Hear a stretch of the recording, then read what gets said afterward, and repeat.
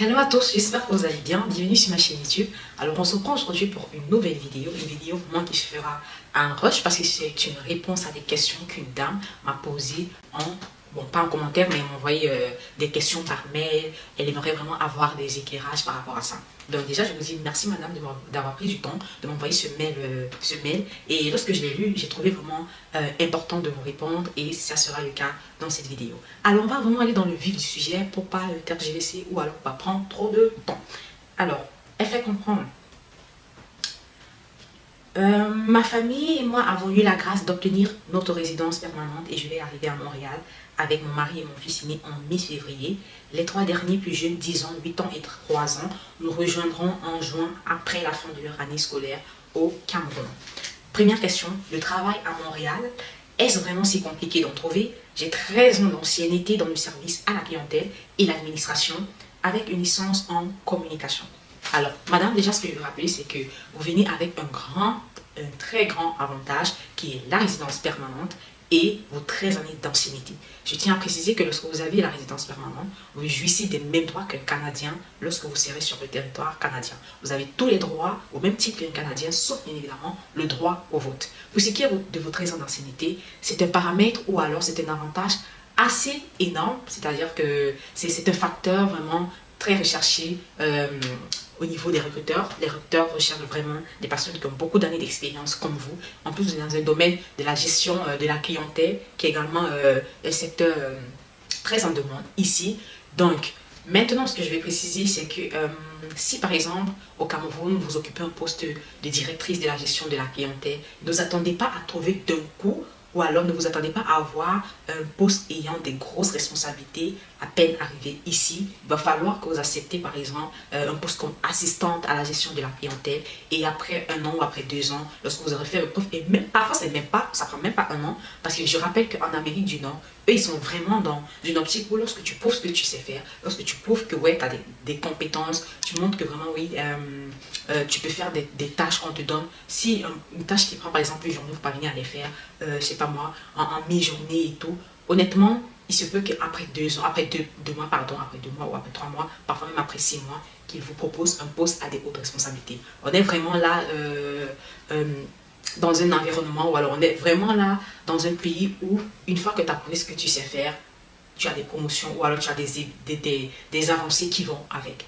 Donc honnêtement, à peine arrivé, même si vous ne trouvez pas un poste direct, par exemple de directrice ou alors un poste à haute responsabilité, n'hésitez pas de prendre un emploi qui, même s'il est il n'a pas des responsabilités énormes, à partir du moment où il est dans la même catégorie, alors à partir du moment où il reste dans votre domaine de profession, prenez cet emploi, faites vos preuves, montrez de quoi vous êtes capable, montrez que oui, vous avez des compétences pour cela et en même pas 1 an ou alors en même pas 2 ans, vous allez voir qu'on va vous proposer un poste qui a des plus grosses responsabilités. Mais tout compte fait avec vos 13 ans d'ancienneté, à coup sûr, vous allez pouvoir trouver du travail. Mon mari, lui, il est informaticien. Donc, vous aimeriez savoir si votre mari, en tant qu'informaticien, il pourra, lui, à son tour aussi, trouver facilement du travail ou pas. Déjà, voilà. Ce que je vais préciser, c'est que si votre mari, au Cameroun actuellement, il exerce comme informaticien, qui s'occupe juste, par exemple, de faire les photocopies ou imprimer les documents, envoyer juste les mails, s'il s'arrête juste là, comme informaticien, honnêtement, ça sera très compliqué ici parce que le monde informatique ici, c'est quand même un domaine qui est plus vaste. C'est vrai, c'est un secteur qui est fortement en demande, mais c'est un domaine qui, justement, on demande des compétences plus approfondies. Donc, si votre mari, par exemple, il travaille avec les HTML, il fait des choses comme des JavaScript, des algorithmes et tout, honnêtement, il n'aura aucun problème à pouvoir trouver de l'emploi parce que c'est un secteur qui est vraiment, vraiment, vraiment demandé ici. Et honnêtement, s'il fait vraiment dans tout ce qui est algorithme, logiciel, système informatique et tout, honnêtement, je suis sûre que les recruteurs vont vraiment... à un moment donné, il aura carrément l'embarras du choix parce qu'il y aura tellement de demandes au niveau des recruteurs. Donc là-dessus, que ce soit lui, que ce soit vous n'allez pas avoir de la difficulté à trouver de l'emploi. Donc, ça ne sert à rien même de postuler étant au Cameroun, comme vous avez mentionné dans votre mail. Parce que si vous le faites et que l'employeur vous dit est-ce que vous avez déjà sur le territoire canadien et tout, vous allez dire non. Il va vous demander de venir avant de passer pour l'entrevue ou pour l'entretien. Donc, moi, ce que je vous conseille vraiment, c'est de bien travailler sur votre CV. Mettez vos compétences en valeur. Mettez tout ce sur quoi vous avez travaillé dans votre CV. Arrangez bien, peaufinez bien vos CV. Et puis, vu que vous venez dans même pas dans un mois, parce que vous venez en mi-février, donc même pas 2 mois, vous serez là. Donc, travaillez juste sur vos CV. Une fois que vous serez ici, vous pourrez postuler, aller en entrevue et voilà. Deuxième question, mes enfants font l'école anglophone au Cameroun. L'école sera-t-elle aussi gratuite pour eux? Voilà, au Canada, tout ce qui est école publique, l'école elle est gratuite pour tout le monde. Que vous soyez nouveau arrivant, que vous soyez canadien et tout, l'école est gratuite pour tout le monde. Vous précisez que vos enfants au Cameroun, ils font l'école anglophone. Donc, est-ce que ça sera nécessairement possible de les reconvertir et de les mettre à l'école francophone? Là, ça dépend. Parce que ce que je veux rappeler, c'est qu'à Montréal ou alors au Québec, la langue principalement parlée dans des écoles publiques est le français. Parce qu'ils essaient justement de conserver au max la langue française au niveau du Québec. Quoique l'anglais est quand même assez répandu, vu qu'à Montréal, nous sommes dans une ville quand même cosmopolite et tout. Et donc, au quotidien, vous allez entendre plus de personnes parler en anglais qu'en français, même dans des entreprises. Moi, par exemple, l'entreprise dans laquelle j'ai terminé il y a 2 semaines, je ne travaillais qu'en anglais. Les mails, je les répondais qu'en anglais et tout. Donc, ce qu'il faut comprendre, c'est que eux, justement, au Québec, ils font l'effort de maintenir la langue française. C'est pour ça que dans toutes les écoles publiques au niveau de Montréal, la langue principalement parlée sera le français. Quoique, ils font également du cours d'anglais comme étant une langue transversale. Vous voyez, un peu comme au Cameroun, on va faire lorsque vous partez au lycée, au collège, au primaire, les cours sont dispensés en français, mais il y a l'anglais également qui est donné comme cours, mais comme cours, comme matière transversale, entre guillemets, si je peux dire comme ça.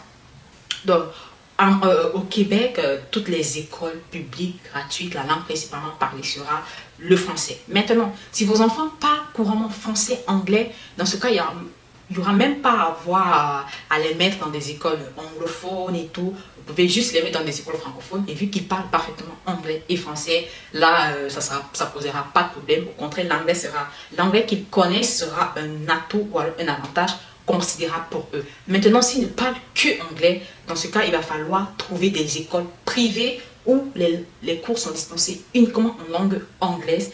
Mais là, dans les écoles privées, il y aura des frais que vous allez payer parce que les écoles privées au niveau du Québec ne sont pas gratuites comme les écoles publiques. Troisième question. Dans une de tes vidéos, je te vois t'exprimer en anglais de façon fluide. Comment as-tu appris? Je comprends parfaitement à l'écrit, mais l'oral encore un peu plus difficile. Premièrement, ce que je vais rappeler, c'est que je ne parle pas encore, je ne parle pas encore à 100% l'anglais, c'est-à-dire que je ne suis pas encore parfaitement bilingue. J'apprends encore. C'est vrai que l'anglais, j'aime énormément. Et du coup, j'essaie au quotidien de m'améliorer, de me perfectionner. Lorsque je vais écouter une musique ou lorsque je vais écouter une vidéo en anglais, il y a des mots que je ne comprends pas, je vais aller dans mon dictionnaire chercher, je vais aller sur internet chercher. Mais au quotidien, je fais vraiment l'effort de parler et j'ai appris à me débarrasser de la peur qui me permet de parler, de faire des fautes, de me dire si je fais des fautes, si je fais des erreurs et tout. Et c'est à ce niveau que la communauté anglophone, honnêtement, nous dépasse dans la mesure où tu vas voir un anglophone qui, lui, n'a pas honte ou alors il n'a pas peur de parler en français, de faire des fautes, de faire des erreurs et tout. Parce que eux, ils ont compris que plus tu vas parler, plus tu vas faire des fautes, plus tu vas faire des erreurs, mieux tu vas t'améliorer. Parce que lorsque tu vas parler, lorsque tu vas t'exprimer et tu vas faire des erreurs, l'autre va te corriger que non, il faut plutôt dire ci et ça va rester dans ta mémoire. Prochainement, tu vas plus faire des mêmes erreurs. Donc, c'est un peu ce système également que j'ai adapté depuis que je suis arrivée ici et j'étais obligée aussi en quelque sorte parce que à mon lieu de service, vu que par exemple mon collègue il ne parlait que anglais, donc du coup on s'exprimait que en anglais et tout. Et parfois tu pars dans des magasins, il y a des personnes, il y a du monde qui ne parle pas français et ça fait que à chaque fois je vais parler, même si je fais des fautes, c'est pas grave, même si je fais des erreurs, c'est pas grave. Le plus important, c'est que je puisse m'améliorer. Le plus important, c'est que, ah oui, j'ai fait l'erreur sur telle phrase, j'ai fait une erreur grammaticale, j'ai fait une erreur au niveau du vocabulaire, j'ai fait une erreur à tel niveau. Prochainement, je me corrige, prochainement, je m'améliore. Et c'est juste comme ça. Donc, je ne prends pas des cours particuliers parce que lorsque je suis arrivée, je crois il y a ça 6 mois, lorsque je suis allée dans un centre d'apprentissage anglais, j'ai demandé quels étaient les frais d'apprentissage. Ils m'ont dit, guess what, $4 000 pour apprendre l'anglais. Et honnêtement, 4 000 $ pour apprendre l'anglais, pour l'instant, j'avais pas ce budget-là, donc je me suis dit, honnêtement, mieux apprendre déjà avec les moyens de bord. J'ai des documents en anglais, j'ai des livres, j'ai des exercices que je fais, j'ai des livres avec des exercices en anglais. Donc, c'est vraiment comme ça que j'essaie d'apprendre un peu. Et ça tombe aussi bien parce que à la garderie, les éducatrices de mon fils, ce sont que des anglophones. Du coup, lorsqu'ils ont des choses à me dire ou alors lorsqu'il y a des choses à leur demander, c'est que en anglais. Donc, c'est vraiment, il fait vraiment un apprentissage quotidien avec des gens et c'est comme ça que ça me permet d'apprendre tout doucement. Et j'espère qu'au fil des années ou alors au bout d'un an, 2 ans, 3 ans, je pourrais être capable d'être parfaitement bilingue comme je le souhaite, mais pour l'instant, c'est pas encore le cas, mais it's a big process, you know. C'est tout un processus que je vais devoir respecter. Et vous également, je vous invite, madame, à vraiment faire un effort là-dessus, parce que c'est bien déjà que vous puissiez comprendre la langue anglaise, ce qui est vraiment génial, ce qui est vraiment très top. Maintenant, il va falloir que vous appreniez à parler, même si vous faites des fautes, c'est pas grave. Ce qui est plus grave, c'est de ne pas essayer. Ce qui est plus grave, c'est de se dire, ah non, je ne vais pas parler pour ne pas faire de fautes. Parce que plus vous n'allez pas faire, plus vous n'allez pas parler, plus vous n'allez pas apprendre, vous comprenez? Et en plus, dans votre domaine, professionnel, qui est la gestion de la clientèle, croyez-moi, 90% de votre travail, il sera fait en anglais. Les clients, ça sera, en plus vous venez à Montréal, donc 90% de votre travail, de vos meetings, de vos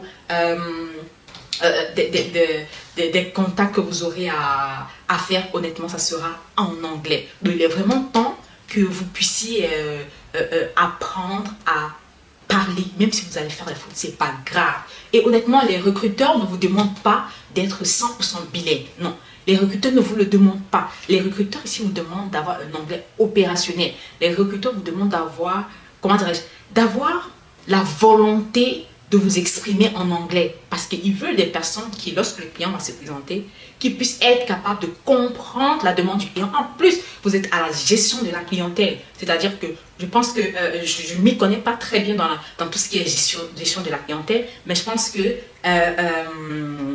le but principal pour vous, c'est de satisfaire le client, d'écouter les besoins du client et d'apporter une satisfaction à la clientèle. Donc, tout cela va se faire en anglais. Donc, il est vraiment important que vous fassiez un effort là-dessus et honnêtement, ça sera bénéfique pour vous.